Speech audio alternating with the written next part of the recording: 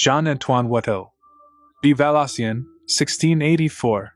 D. Nogent-sur-Marne, near Paris, 1721. The greatest French painter of his time, Watteau played a major part in shaping the Rococo style. His art was formed in Paris, where he was strongly influenced by Claude Gillet, a painter of theatrical scenes. Gillet took Watteau to see the improvised, knockabout shows of the Italian comedy, which inspired his most distinctive creation, the Fêtes Galantes, courtship parties. These idyllic scenes show elegant costumed figures amusing themselves in romantic parklands. They stroll around, they flirt, they serenade each other. Depictions of Fêtes Galantes were common in the Rococo era, but no others had the fragile beauty of Watteau's versions. They display a melancholic air, an apparent awareness that these pleasures cannot last for long. In part this may be due to the artist's habit of assembling his compositions from individual studies, so that his figures often appear solitary, isolated from their neighbors. It may also be linked to his illness. Watteau suffered for years from tuberculosis, and there is always a temptation to interpret his work as the expression of a man who knew that he was living on borrowed time. Certainly, there is a strong element of pathos in pictures such as Gilles. Towards the end of his life, there are hints that Watteau was beginning to change direction. For example, the signboard painted for the picture dealer Gerson was more realistic than his characteristic works. Even so, after his death, Watteau's Fêtes Galantes were rapidly dismissed as being artificial and old-fashioned. Lifeline.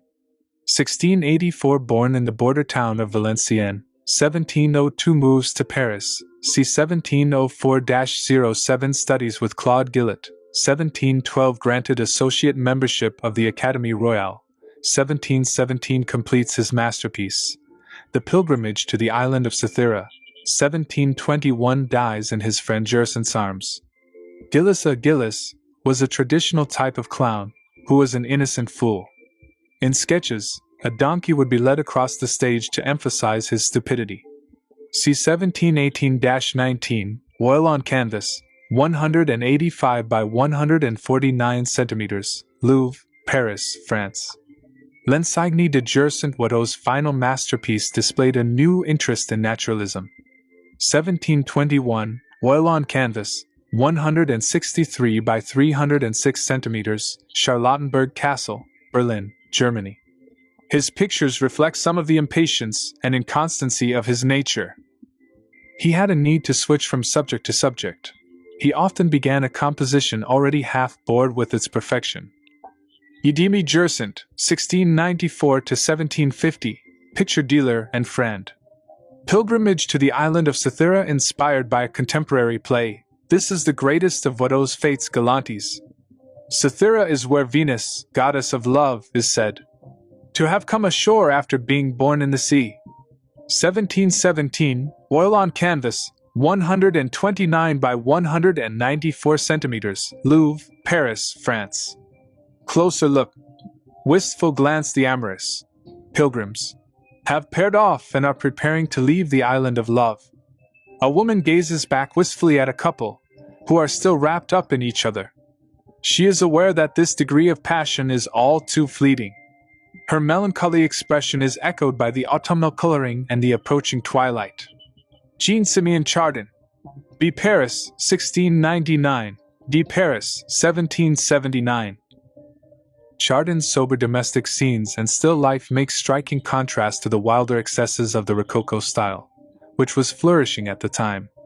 Despite some training from two history painters, Chardin was largely self-taught. His early preference was for still-life pictures in the Dutch tradition, as the Académie Royale confirmed in 1728, when it granted him membership as a painter skilled in animals and fruit. Chardin gained even greater plaudits when he turned his attention to genre scenes of everyday life, in the early 1730s. These often featured still-life elements, such as the charcoal heater in the right-hand corner of Saying Grace, but were more remarkable for the quiet interplay between mothers and their children. Late in his career, Chardin also tried his hand at pastel portraits, with some success. Lifeline. 1728. Nicelate 20s gains membership of the Académie Royale. 1731 marries Marguerite Saintard, 1735 Marguerite dies, 1755 elected Treasurer of the Academy, a post that he holds for almost 20 years, 1771 first exhibits pastel portraits, 1779 dies in Paris. The Skate, or the Ray, this is the painting that established the artist's reputation.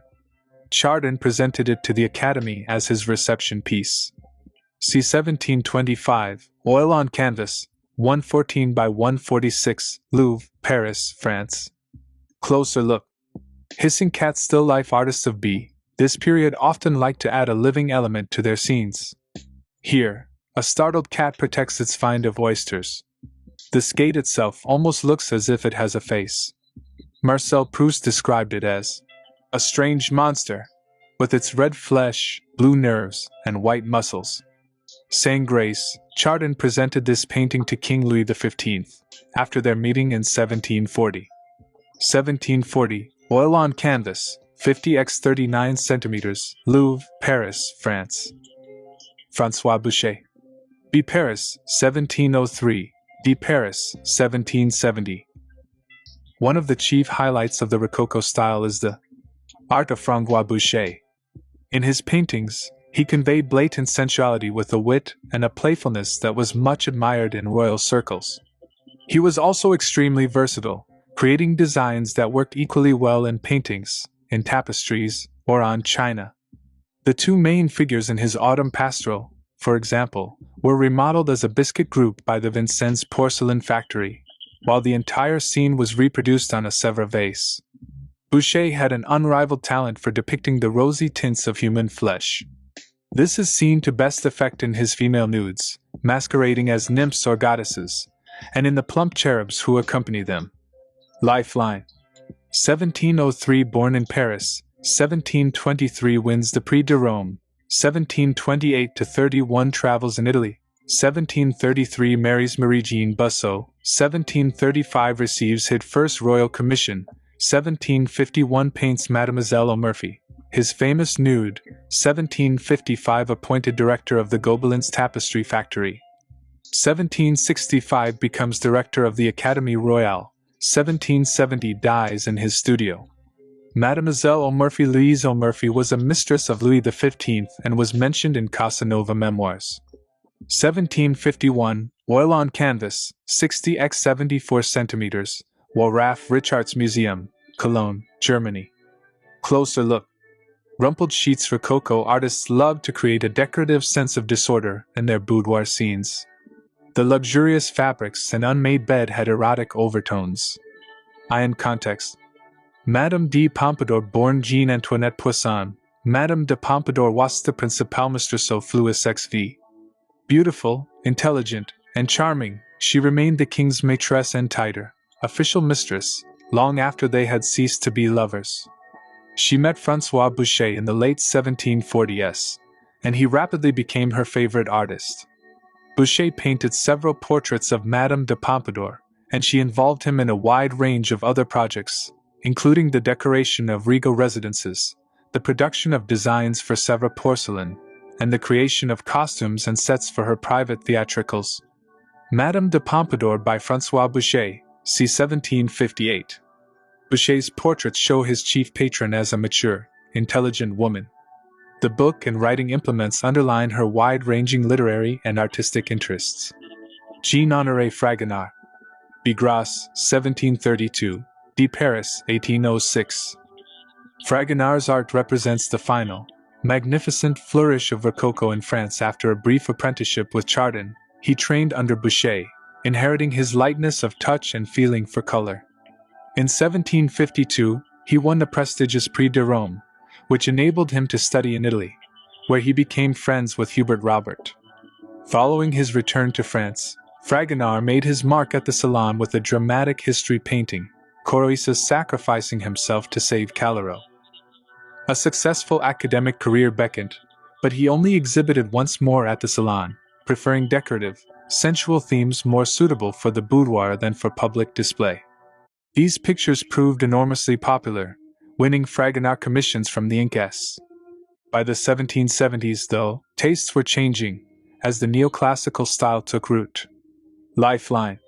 1732 born in Greuze, the son of a glovemaker. 1747 moves to Paris, studying briefly with Chardin. 1748 enters the studio of Boucher, his principal master. 1756–61 studies in Italy.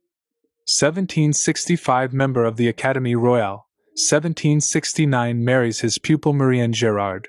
1793 takes a museum job, as his style out of fashion. 1806 dies, a forgotten man.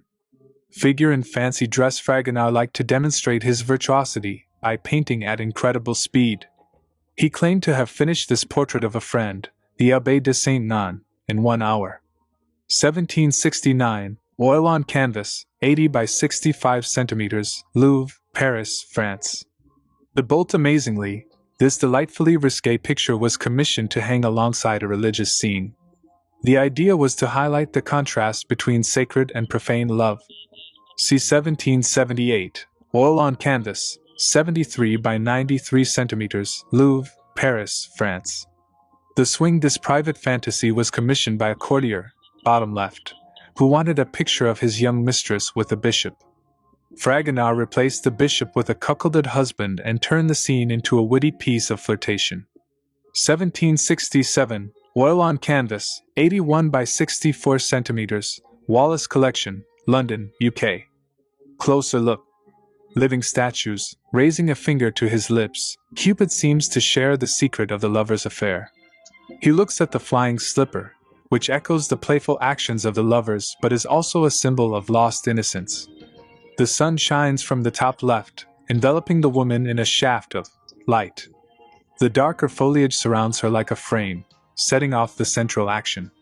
Jean-Baptiste Greuze. B. Tournes, 1725. D. Paris, 1805. Trained in Lyon and Paris, Greuze achieved early success with his sermonizing scenes of domestic life. These caught the mood of the times, and the influential critic, Denis Diderot, 1713–84, described them as morality in paint. Greuze hoped that they would bring him the status of a history painter, the highest accolade for an artist, but the Académie Royale failed to grant him this honor. Crestfallen, Greuze stopped exhibiting at the Salon and turned increasingly to the market for sentimental pictures of young women.